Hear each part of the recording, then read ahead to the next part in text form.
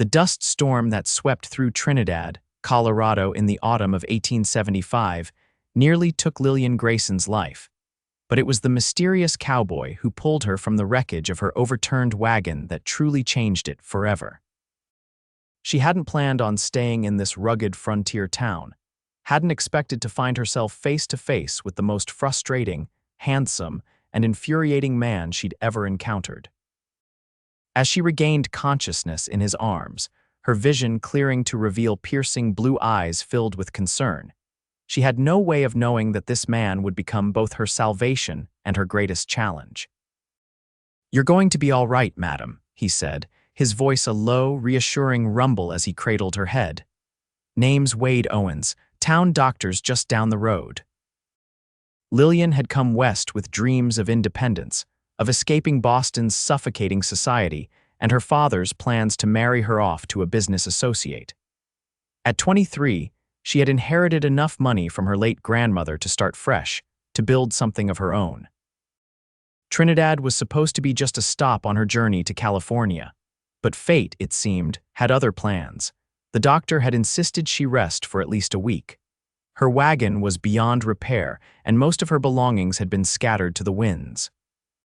Wade had offered her a temporary job as his bookkeeper at the struggling cattle ranch he was trying to build, 10 miles outside of town. She'd accepted out of necessity, telling herself it was only until she could earn enough for the stagecoach fare to continue west. That had been 3 months ago. Lillian rode alongside Wade, her horse matching his stride for stride as they guided the small herd of cattle toward the eastern pasture. The morning sun cast long shadows across the rolling grasslands, and the autumn air held the crisp promise of winter. She'd learned quickly how to ride, how to move cattle, and how to survive in this harsh but beautiful landscape. "You're getting good at this," Wade remarked, adjusting his hat to shield his eyes from the sun. "For a city girl," Lillian shot him a look. "I believe I stopped being a city girl after my first roundup, Mr. Owens." The corner of his mouth twitched upward. "Fair enough, Miss Grayson." She'd also learned that Wade Owens was a man of contradictions. He was hard-working and determined, yet guarded and distant. He treated her with unfailing respect, taught her everything she needed to know to survive on the ranch, but maintained a careful distance that both frustrated and intrigued her. After they settled the cattle, they rode back toward the ranch house. "I've been meaning to ask," Lillian said, breaking the comfortable silence between them.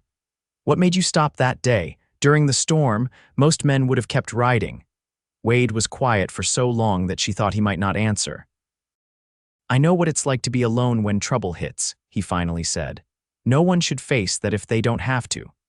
There was a story there, Lillian knew, one of many he kept close to his chest. By the time they returned to the ranch, dark clouds were gathering on the horizon. Wade dismounted and looked up at the sky. "Storm's coming in fast. Better get these horses settled and make sure everything's secure." They worked in tandem, moving with the efficiency of partners who had learned each other's rhythms. When the first fat raindrops began to fall, they rushed toward the house, making it to the porch just as the sky opened up. Wade held the door open for her, and Lillian stepped inside, removing her hat and shaking out her auburn hair. When she turned, she caught him watching her, a strange expression on his face. "What is it?" she asked. He cleared his throat and looked away. "Nothing, just thinking we should check the creek tomorrow, make sure the dam's holding." Lillian narrowed her eyes. There had been something in his gaze, something that made her heart beat faster. She'd seen it before, fleetingly, when he thought she wasn't looking. "I'll make some coffee," she said, moving toward the kitchen. Their hands brushed as she passed, and she felt a jolt of awareness that she tried to ignore. The rain intensified, drumming against the roof as evening fell. They sat at the kitchen table, going over the ranch accounts by lamplight.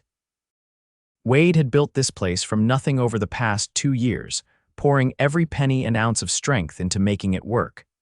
But cattle prices were down, and they'd lost several calves to coyotes last month. "We're going to need at least 20 more head if we want to make it through next year," Wade said, rubbing his temples, "and the bank's not likely to extend more credit." "What about the Henderson place?" Lillian suggested. "You said old man Henderson is looking to sell some of his stock before winter."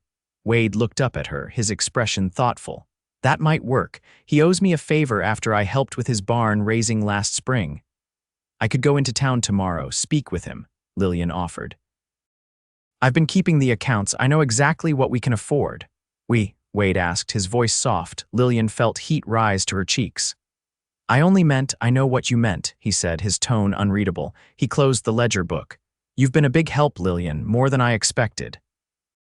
She smiled, trying to ignore the strange flutter in her chest. Well, I did warn you I was good with numbers. Thunder crashed outside, making them both jump. The lamp flickered, casting shadows across Wade's face. I should check on the horses, he said, standing abruptly. Make sure they're not spooked by the storm.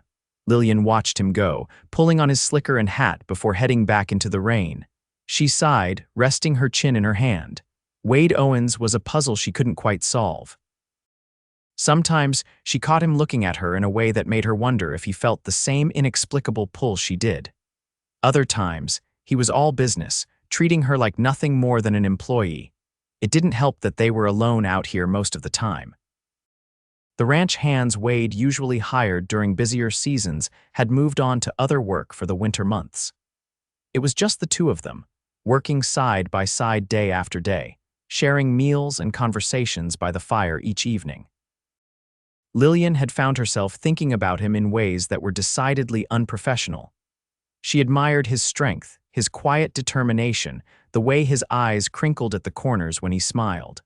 But she'd also come west to be independent, to build a life on her own terms.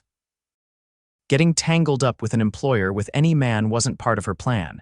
Wade returned nearly an hour later, soaked despite his slicker. Barn roof's leaking again, he reported, hanging his wet gear by the door. Had to move some hay bales. Lillian handed him a towel. You're shivering. Go change before you catch your death. He took the towel, their fingers brushing again. Yes, madam, he said with the hint of a smile. She turned away quickly, busying herself with stoking the fire. When Wade returned in dry clothes, his dark hair damp and curling slightly at the ends, Lillian had hot coffee waiting. Thank you, he said, accepting the cup. He sat in the chair opposite hers by the fire. So tell me about Boston. What made you leave? Lillian was surprised by the question. Wade rarely asked about her past. It wasn't Boston so much as what waited for me there, she admitted. My father had arranged a marriage, to a man 40 years my senior with more money than kindness. Wade's expression darkened. Your father would force you to marry someone you didn't want. He didn't see it as force, he saw it as securing my future. She stared into the fire. But I wanted more than security. I wanted a chance to make my own choices, to see what I was capable of. And what have you discovered? Wade asked quietly. Lillian met his gaze. That I'm capable of quite a lot, actually. Something flickered in his eyes, respect, perhaps, or understanding. That you are Lillian Grayson, that you are. The storm raged through the night and into the next day, keeping them housebound. They played cards. Lillian read aloud from one of the few books on the shelf, and Wade taught her how to clean and oil a revolver. Every woman out here should know how to handle a gun, he said, as he guided her hands through the process. Especially if she's planning to travel alone. Is that what you think I should do? Lillian asked, looking up at him. Continue to California when spring comes. Wade was silent for a moment. I think you should do what makes you happy, he finally said. You've got spirit, Lillian, and intelligence. You could make a good life wherever you choose. Even here. The question slipped out before she could stop it, his hands stilled on the gun. Trinidad's a growing town, opportunities for someone like you. That's not what I asked. Wade carefully set the revolver down and stepped away. The storm's letting up. I should check the creek. Lillian watched him go, frustration welling inside her. Every time they seemed to be getting closer, he pulled away. It was maddening. The next morning dawned clear and cold. The storm had flooded parts of the lower pasture, but the cattle had moved to higher ground and seemed unharmed. Wade and Lillian spent the day assessing damage and making repairs. As they worked to fix a section of fence that had been knocked down, Lillian couldn't help but notice the easy strength with which Wade handled the heavy posts. He'd removed his coat in the afternoon sun, and his shirt clung to his broad shoulders as he worked. You're staring, he said without looking up from the post he was setting. Lillian flushed. I was just wondering where you learned all this, ranching. Wade drove the post into the ground with one powerful thrust. My father had a small spread in Texas. Nothing like this, but enough to learn the basics. And your family, are they still there? A shadow crossed his face. No, they're gone. Fever took my mother and sisters when I was 14. Father lasted another year before his heart gave out. He reached for another fence post. I worked other men's ranches for years, saving every penny. This place is the first thing I've ever truly owned. Lillian felt a pang of sympathy. I'm sorry about your family. Wade nodded once, acknowledging her words. What about yours? Besides your father, do you have other family? A brother in New York. He writes occasionally. She handed him a nail. My mother died when I was born. It was just my father and me until he remarried when I was 12. My stepmother was kind enough, but we were never close. And they just let you come west alone. Wade asked, hammering the nail into place. My father disowned me when I refused the marriage. Said if I was foolish enough to throw away security, I deserved whatever fate befell me. Lillian smiled wryly. I suspect he thought I'd come crawling back within a month. Wade looked at her then, really looked at her, his blue eyes intense. He doesn't know you very well, does he? No, Lillian said softly. I don't think he ever did. They finished the fence repairs in companionable silence. As they rode back to the ranch house, side by side in the golden late afternoon light, Lillian felt a sense of peace she'd rarely known. Despite the hard work and uncertainty, there was something about this life, about working the land alongside Wade, that felt right in a way nothing ever had before. That evening, a rider arrived at the ranch. Lillian was preparing dinner when she heard the hoofbeats approaching. Wade went to the door, hand on his holstered revolver until he recognized the visitor. Evening, Sheriff, he called, relaxing his stance. What brings you out this way? Sheriff Thomas Daniels dismounted, tying his horse to the hitching post. He was a stocky man in his 50s with a gray streaked mustache and weary eyes. Evening, Wade. Miss Grayson, he nodded to Lillian, who had appeared in the doorway. Sorry to disturb your dinner, but I thought you should know Jack Blackwell's gang was spotted north of here yesterday. Wade's expression hardened. How many? 6 men, heavily armed. They hit a stage about 30 miles north. 2 passengers dead, the rest robbed of everything they had. Lillian felt a chill. She'd heard of the Blackwell gang ruthless outlaws who had been terrorizing parts of Colorado and New Mexico for the past year. You think they're heading this way? Wade asked. Sheriff Daniels shrugged. Hard to say. They tend to avoid towns with a strong law presence. But isolated ranches are another matter. Just wanted to give you fair warning to keep your eyes open and your rifle loaded. I appreciate it, Tom. You want to stay for dinner? The sheriff shook his head. Need to warn the Johnson place next. You two be careful, you hear. After he rode off, Wade secured the doors and windows, checking his weapons with a grim efficiency that told Lillian this wasn't the first time he'd prepared for trouble. Should we be worried? She asked as they ate dinner. Wade considered his answer. Worried enough to be cautious. Blackwell's a vicious son of a, he caught himself. He's dangerous, but the sheriff's right, they usually target travelers, stagecoaches, banks, not small ranches with little cash. Unless they need a place to hole up, Lillian pointed out. Wade looked at her with something like admiration. You don't miss much, do you? I try not to. She set down her fork. What would we do if they came here? Do exactly as I say, Wade replied immediately. No heroics, your safety comes first. The intensity in his eyes made her throat go dry. And your safety. His expression softened slightly. I've handled trouble before, Lillian. She didn't doubt it. There was something in the way Wade carried himself, in the watchful stillness that occasionally came over him, that spoke of a man who had seen his share of violence. That night, Lillian found it hard to sleep. She kept thinking about the sheriff's warning, about Wade's immediate concern for her safety, about the way her heart had stuttered when he'd looked at her with those intense blue eyes. She was just drifting off when a sound jerked her fully awake, the soft creak of a floorboard outside her bedroom door. She sat up, heart pounding, until she heard Wade's familiar tread continue past her room and down the hall. He was patrolling the house, she realized, keeping watch while she slept. The thought made her feel both protected and oddly sad. What kind of life had he led? That standing guard in the night came so naturally to him. The next morning, they rode into Trinidad together. Wade needed supplies, and Lillian wanted to speak with Mr. Henderson about the cattle. The small frontier town was bustling with activity freight wagons unloading at the general store, cowboys milling around the saloon, women shopping and children playing in the dusty street. "Meet me at the general store in 2 hours," Wade suggested, as they tied their horses at the hitching post.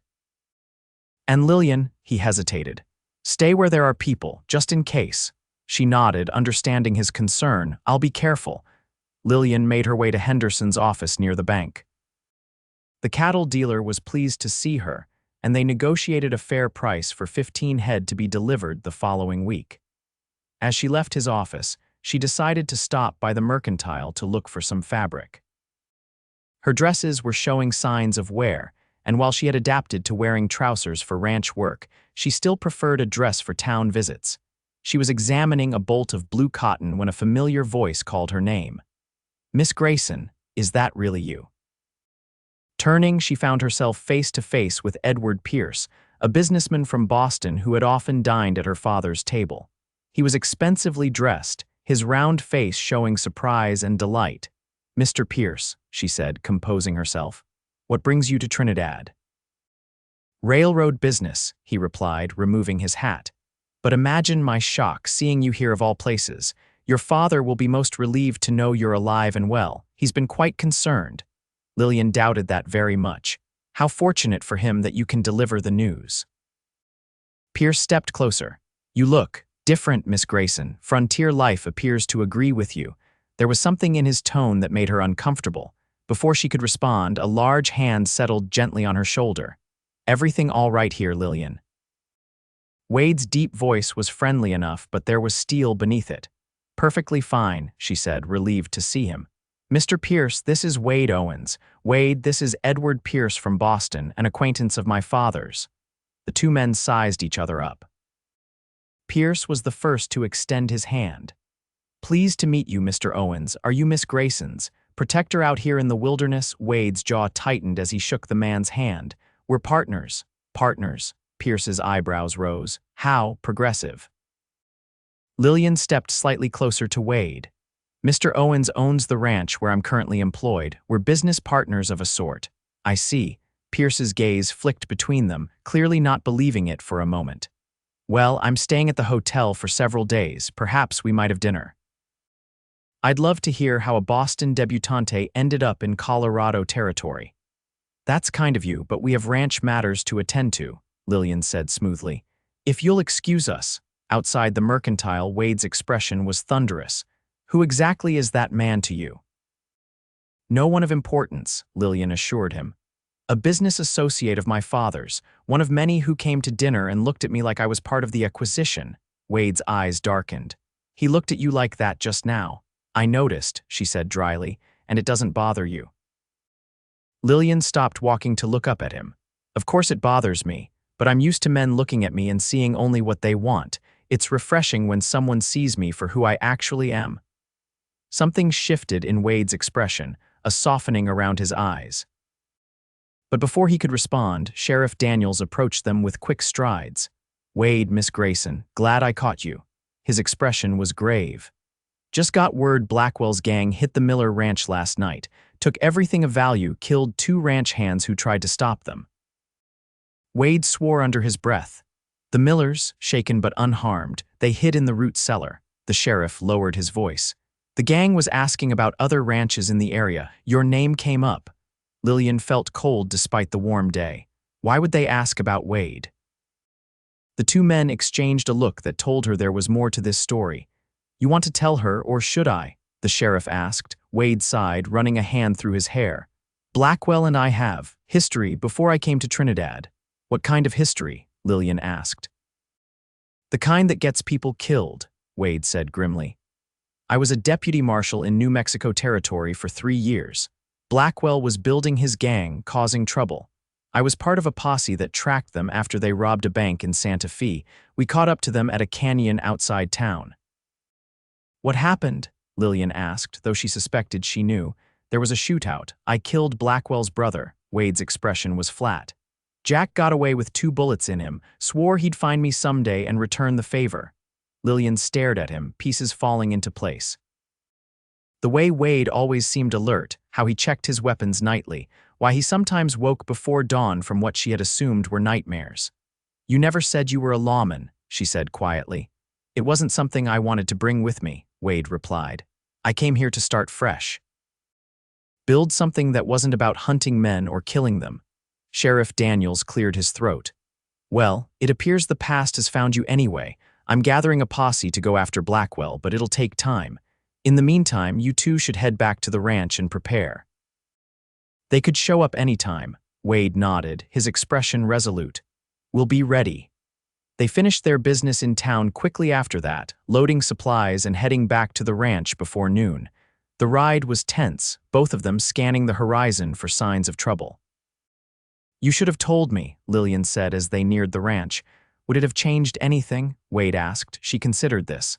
"I would have understood more about you, about why you're so."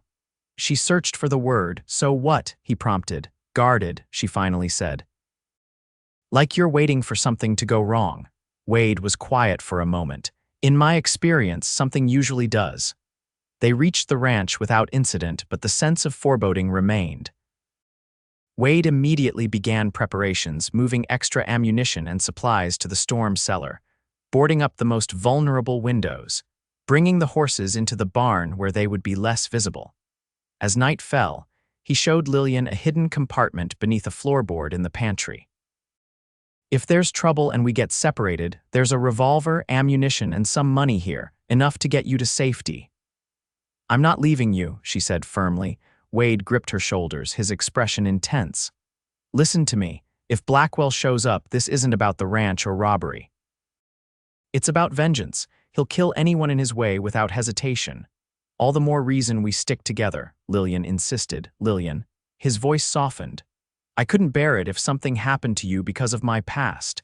The raw emotion in his voice made her breath catch. For a moment she thought he might say more, might finally acknowledge whatever was building between them, but he released her shoulders and stepped back. "We should get some sleep while we can," he said, his voice carefully controlled again. "I'll take first watch." 3 days passed with no sign of the Blackwell gang. They kept to their routine as much as possible, tending the cattle and making repairs around the ranch, but always with weapons close at hand.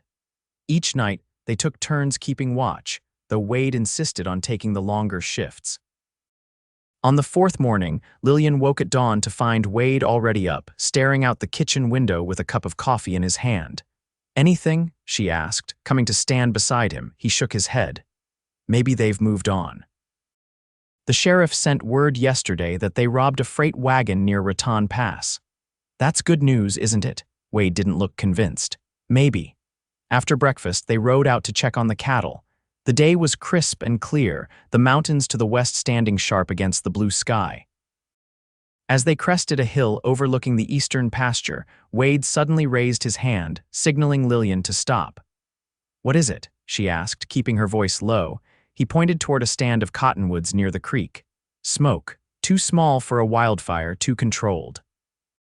Lillian squinted, making out the faint wisp of smoke rising among the trees. "A camp," Wade nodded grimly. "Someone's on our land, could be travelers, but it could be them," she finished. "We're heading back to the ranch," Wade decided. "Stay close." They turned their horses, keeping to the sheltered side of the hill. They were halfway back when the first shot rang out. Lillian's horse reared, nearly throwing her as dirt kicked up just feet away. "Ride," Wade shouted, drawing his revolver. "Now." They spurred their horses into a gallop as more shots followed. Lillian leaned low over her mount's neck, heart pounding as bullets whizzed past. She glanced back to see riders emerging from the trees, 5 or 6 of them, giving chase. Wade fired back, his aim steady despite the jolting ride. One of the pursuers fell from his saddle, but the others kept coming. They were still a quarter mile from the ranch when Lillian's horse screamed in pain, stumbling as a bullet found its flank. "Wade," she cried as the horse went down, throwing her clear before collapsing. Wade wheeled his horse around, racing back to her. "Get up," he shouted, extending his hand. Lillian scrambled to her feet, grabbing his arm. With one powerful pull, he swung her up behind him. She wrapped her arms around his waist as he spurred his horse toward the ranch, the animal straining under the double weight. They thundered into the yard, Wade practically throwing Lillian from the saddle. "Get inside, barricade the door." "What about you?" she cried. "I'll hold them off as long as I can." He thrust the reins into her hands. "Take the horse around back. There's no time to argue." Lillian did as he said, leading the exhausted horse behind the house while Wade ran for the porch, rifle in hand. She secured the animal, then slipped through the back door, grabbing the shotgun Wade kept in the kitchen. Gunfire erupted from the front of the house as she barricaded the back door. She moved to the front room, staying low as bullets shattered the windows. Wade was on the porch, using a support column for cover as he exchanged fire with the outlaws. "Wade," she called. "Get inside." He ducked through the doorway as a hail of bullets splintered the wood where he'd been standing. Together, they pushed a heavy cabinet in front of the door. "How many?" Lillian asked, checking the shotgun's load. "5 that I can see," Wade said, his breathing heavy. "Including Blackwell." "You're sure it's him?" Wade's expression was grim. "I'm sure. He hasn't changed much in 5 years. Outside, a man's voice called out, "Wade Owens." "Come out and face me like a man." Wade moved to a window, staying to the side of the broken glass. "What do you want, Jack?" he shouted back. A laugh floated across the yard. "You know damn well what I want, Marshal. An eye for an eye, a brother for a brother." "I'm not a marshal anymore, Blackwell. Don't matter what you call yourself," Blackwell called back. "You're still the man who killed my brother, and I'm the man who's going to kill you. Question is, does your pretty lady friend need to die too? Send her out and maybe I'll let her live." Wade's jaw tightened. "Go to hell, Jack." Another burst of gunfire hit the house, sending splinters flying. Wade and Lillian ducked lower. "They're going to try to wait us out," Wade said, checking his ammunition, "or burn us out if that doesn't work." "What do we do?" Lillian asked, trying to keep her voice steady. Wade looked at her, his blue eyes intense. "There's a way out, through the storm cellar. It connects to a tunnel that comes out behind the barn." "A tunnel? You never mentioned that." "It was here when I bought the place." Previous owner was concerned about Indian attacks. Wade moved to check another window. "I need you to go. Follow the tunnel, get to the trees, and then head for town. Sheriff Daniels will help you." Lillian stared at him. "And leave you here alone, not a chance." "Lillian, no." She cut him off, her voice firm. "We're partners, remember? I'm not abandoning you." Something flashed in Wade's eyes, frustration, fear, and something deeper she couldn't quite name. "This isn't your fight." "It became my fight the moment they started shooting at me," she replied. "Now what's the plan? And don't say wait for them to rush us, because that's not a plan." Despite everything, the corner of Wade's mouth quirked upward. "You're the most stubborn woman I've ever met." "Thank you," Lillian said primly. "The plan?" Wade's expression turned serious again. "We need to even the odds. They don't know about the tunnel, if I can get behind them while you keep them distracted from here." "You want me to stay while you go?" Lillian shook her head. "If anyone's going through that tunnel, it's me. I'm smaller, quieter, and you're a better shot. You can keep them pinned down from here." Wade looked like he wanted to argue, but a crash from the side of the house interrupted them. "They're trying to break in through the kitchen," he said. "Go, now, through the pantry behind the flour barrels. The cellar entrance is hidden under the rug." Lillian hesitated.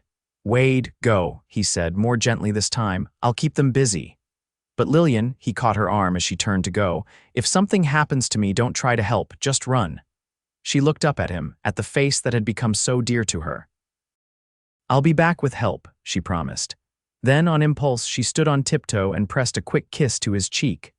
"Stay alive, Cowboy." Before he could respond, she was gone, slipping through the house to the pantry. She found the cellar entrance just where he'd described, lifted the trapdoor, and descended into the darkness below. The tunnel was low and narrow, forcing her to crouch as she made her way forward by feel more than sight. She could still hear gunfire above, muffled by the earth.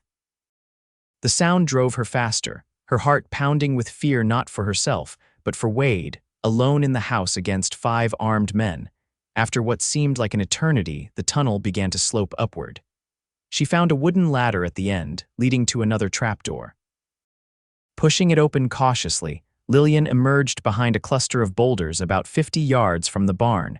She peered around the rocks, taking in the situation. Two men were positioned at the side of the house, trying to force entry through a window. Another was crouched behind a water trough, occasionally firing toward the porch. She couldn't see the other two, but assumed one was Blackwell. Lillian considered her options. She had the shotgun, but at this distance, it wouldn't be effective. There was a rifle in the barn. She knew Wade kept weapons stashed throughout the property, if she could reach it without being seen. She waited until the men at the window were fully focused on their task, then darted from the boulders to the back of the barn. Slipping inside through the small rear door, she found the rifle right where she knew it would be, mounted on the wall near the tack room. Lillian checked the weapon with the competence Wade had taught her, making sure it was loaded and ready. Then she climbed the ladder to the hayloft, positioning herself at a small window that overlooked the yard. From here, she had a clear view of the men attacking the house. The two at the side window had given up their attempt and rejoined the others at the front. One of them, a tall man with a shock of red hair, appeared to be giving orders. Blackwell, she guessed. The man who wanted Wade dead. Taking a deep breath to steady herself, Lillian took aim at the water trough where one of the outlaws was sheltered. She squeezed the trigger just as Wade had taught her, the rifle's report deafening in the confined space of the loft. The man cried out, clutching his shoulder as he tumbled backward. The other outlaws whirled, looking wildly for the source of the unexpected shot. There, in the barn. One of them shouted. Lillian ducked as bullets splintered the wood around the window. She moved to another position, fired again, and was rewarded with another cry of pain. 2 down, 3 to go. The remaining outlaws had taken cover, but now their attention was divided between the house and the barn. That was exactly what she'd hoped for, if Wade could pick off 1 or 2 more from the house. As if reading her thoughts, a shot rang out from the front porch, and one of the outlaws fell.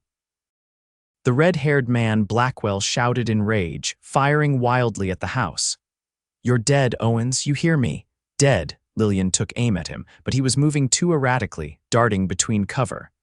The last outlaw was making his way toward the barn, trying to flank her. She swung the rifle toward him, fired, and missed as he dove behind a rain barrel. She was reloading when the barn door crashed open below. The man had gotten inside. Lillian froze, listening to his footsteps as he moved through the barn. "I know you're up there, girlie," he called. "Come on down nice and easy, and maybe Jack will let you live." Lillian's mind raced. The shotgun was beside her, loaded but with only 2 shells. The rifle was nearly reloaded, but she'd make too much noise finishing the job. She needed a distraction. Her gaze fell on a lantern hanging from a beam nearby, if she could reach it. Moving silently, Lillian set down the rifle and picked up the shotgun. She inched toward the lantern, keeping low to avoid being seen from below. The outlaw's footsteps stopped. "Last chance, girlie," he called. "Or I start shooting up into that loft." Lillian grabbed the lantern, struck a match against the beam, and lit it in one swift motion. Then she hurled it toward the far end of the loft, away from her position. The lantern shattered, oil spreading and igniting the hay. The outlaw fired wildly at the sudden flames, giving Lillian the distraction she needed. She swung the shotgun down through the hayloft opening and fired. The blast caught the man squarely in the chest, throwing him backward. He didn't get up. Lillian didn't have time to think about what she'd just done. The fire was spreading quickly, the dry hay catching like tinder. She grabbed the rifle, slung it over her shoulder, and climbed down the ladder as smoke began to fill the barn. Outside, gunfire continued to exchange between the house and the remaining outlaws. Lillian stayed low, using the spreading smoke for cover as she made her way toward the boulders again. If she could circle around behind Blackwell and his last man. A bullet kicked up dirt at her feet, stopping her cold. She turned to see the red-haired man Blackwell standing 20 feet away, revolver aimed at her heart. "Well, well," he said, a cruel smile spreading across his face. "Aren't you a feisty one? Killed Davy, did you?" He gestured toward the barn with his free hand. "Owens sure knows how to pick him." Lillian raised the shotgun, but Blackwell was faster, firing a shot that sent it spinning from her hands. Now," he said, advancing slowly. "None of that, you're coming with me. Owens seems fond of you." Let's see how he likes watching you die slow. He'll kill you first, Lillian said, backing away. Blackwell laughed. He can try, been trying for years. He reached out to grab her arm. A shot rang out and Blackwell staggered, a look of surprise crossing his face as blood bloomed on his shoulder. He whirled, firing wildly toward the source of the shot. Wade stood at the corner of the house, revolver steady in his hand. "Let her go, Jack," he called. "It's me you want." Blackwell snarled, grabbing Lillian and pulling her against him as a shield, his gun pressed to her temple. "Drop the gun, Owens, or she dies right now." Lillian could feel the outlaw's breath, hot against her cheek. His arm around her waist was like iron, pinning her arms to her sides. But his wounded shoulder was pressed against her back, blood soaking through her shirt. Wade lowered his revolver slowly. "All right, Jack, just don't hurt her. Throw it over here," Blackwell demanded. Wade tossed the gun aside. "Now let her go. This is between you and me." Blackwell laughed, the sound harsh in Lillian's ear. "Oh, I don't think so. See, you took my brother from me. Seems only fair I take something from you." "She's just an employee," Wade said, his voice carefully neutral. "We're just partners in the ranch, nothing more." Blackwell's grip tightened painfully on Lillian's waist. "Is that right?" he asked, his voice mocking. "Then why do you look at her like that?" Wade's expression betrayed nothing, but Lillian could see the fear in his eyes, fear for her. "Like what?" "Like she's precious," Blackwell spat. "Like she matters. My brother mattered to me, Owens, and you gunned him down without a second thought." "Your brother was robbing a bank," Wade said evenly. "He shot a teller and a customer. He had a choice." "So do you," Blackwell replied. "Your life for hers." "Step forward, let me finish this, and maybe I'll let her live." Lillian felt panic rising. "Wade, no, quiet," Blackwell snapped, pressing the gun harder against her temple. "Well, Owens, what's it going to be?" Wade took a step forward, his hands raised. "Let her go first." Blackwell laughed again. "You're not in a position to negotiate." While the men talked, Lillian's mind was racing. Blackwell's wounded shoulder was directly behind her. If she could cause him enough pain— "Wade," she called, trying to keep her voice steady. "Remember what you taught me." "About leverage." Wade's eyes narrowed slightly, understanding flickering across his face. He taught her self-defense one rainy afternoon, showing her how to use an attacker's weight against them. "Don't worry, Lillian," he said, taking another step forward. "Everything's going to be all right." As he spoke, Lillian tensed, then drove her elbow back with all her strength into Blackwell's wounded shoulder. The outlaw howled in pain, his grip loosening just enough for Lillian to twist away. Wade dove for his discarded revolver as Blackwell recovered, raising his gun toward Lillian. Two shots rang out simultaneously. Lillian fell to the ground, the sound deafening her. For a terrible moment she thought she'd been hit, but there was no pain, no blood. She looked up to see Blackwell standing perfectly still, a look of surprise on his face. Then a dark stain spread across his chest and he crumpled to the ground. Lillian turned toward Wade, who was still in a shooter's stance, gun trained on the fallen outlaw. Smoke curled from the barrel of his revolver. Slowly he lowered it, eyes fixed on Blackwell's motionless form. "Wade." Lillian called, her voice shaking. "Are you hurt?" He looked at her then, his face ashen. "Lillian." He took a step toward her, then another, before dropping to his knees beside her. His hands moved over her arms, her shoulders, checking for injuries. "Are you hit? Tell me you're not hit." "I'm fine," she assured him, though she was trembling from head to toe. He missed, but the barn— Wade glanced at the burning structure, now fully engulfed in flames. "Let it burn. As long as you're safe, nothing else matters." His words hung in the air between them, raw and honest in a way he'd never been before. Lillian reached up to touch his face, her fingers gentle against his cheek. "You came for me. Always," he said simply. Then he pulled her into his arms, holding her so tightly she could barely breathe. "I thought I'd lost you." Lillian clung to him, feeling the rapid beat of his heart against her chest. "You didn't. I'm right here." They stayed that way, kneeling in the dirt, holding each other as the barn burned and the last light of day faded from the sky. Finally, Wade drew back just enough to look at her face. "You were incredible," he said, brushing a strand of hair from her cheek. "Brave and smart and—" He shook his head, seeming at a loss for words. "Partners, right?" Lillian said with a small smile. Wade's expression turned serious. "Lillian, when Blackwell had you when I thought he might, He stopped, swallowed hard. I realized something. What? She asked, though her heart already knew the answer, that I've been a fool. Keeping you at arm's length, telling myself we were just partners, that I couldn't risk caring for someone again. His hand cupped her cheek. But the truth is, I already care, more than I ever thought possible. Lillian leaned into his touch. So do I, Wade's eyes searched hers. I don't have much to offer, a struggling ranch, a dangerous past. And a good heart, Lillian finished for him. Courage, honor, gentleness. Those are worth more than anything my father's fortune could buy. Wade smiled then, a true smile that transformed his face. I love you, Lillian Grayson. I think I have since the moment I pulled you from that overturned wagon. I love you too, she whispered, the words easy and right. And I'm not going anywhere, not to California, not back east. My place is here, with you. Wade leaned forward, his lips meeting hers in a kiss that started gentle but quickly deepened, full of the passion and longing they'd both been denying for months. Lillian wound her arms around his neck, losing herself in the warmth and strength of him.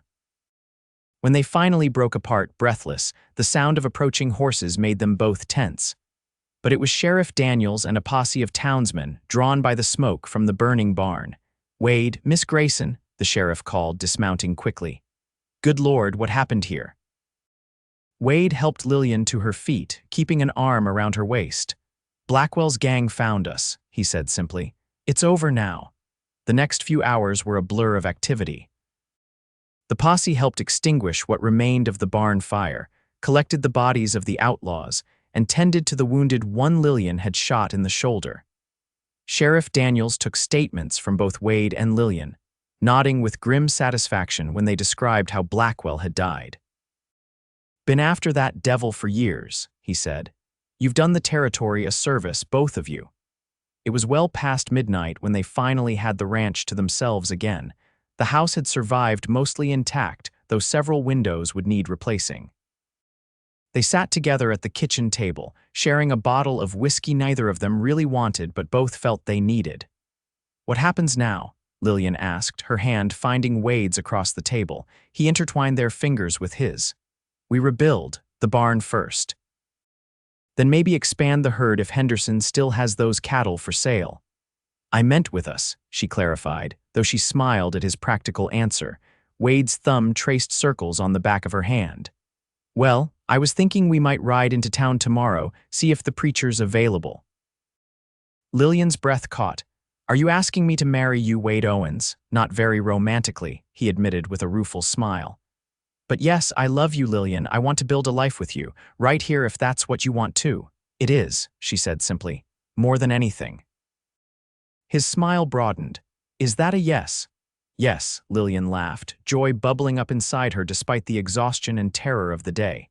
Yes, I'll marry you, Wade stood, pulling her to her feet and into his arms. I promise I'll do everything in my power to make you happy, he murmured against her hair. To keep you safe. I know, she said, looking up at him. And I'll do the same for you. Partners in every way now, partners, he agreed, bending to kiss her again.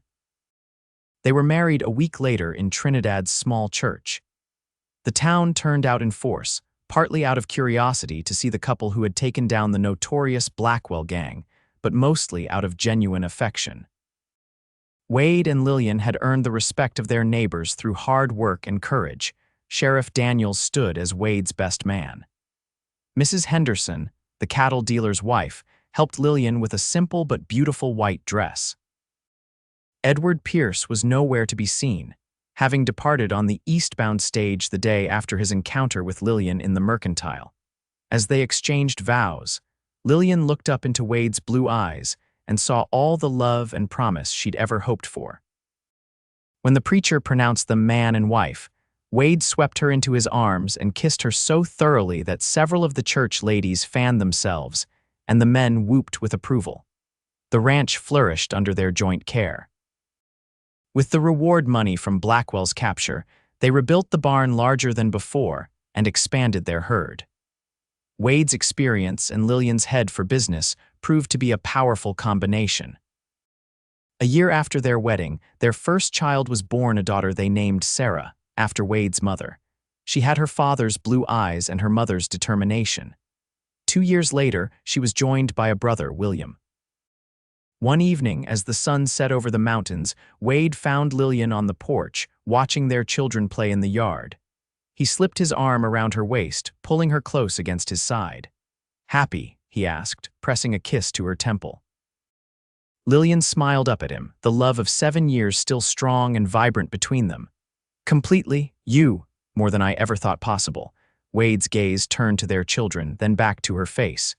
"You know, I thank God every day for that dust storm that overturned your wagon." Lillian laughed. "Only you would be grateful for something that nearly killed me. It brought you to me," he said simply. "Best thing that ever happened." "Second best," she corrected, reaching up to touch his face. "What was the first?" he asked.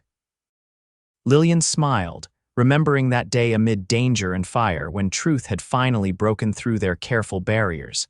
"When you stopped pretending we were just partners," Wade chuckled, the sound warm and rich. "I was a fool to ever think we could be just that." "Yes, you were," she agreed, her eyes twinkling, "but you figured it out eventually." He bent to kiss her, a kiss full of tenderness and promise, "And I've never looked back." As the last light faded from the sky, they called the children in for dinner.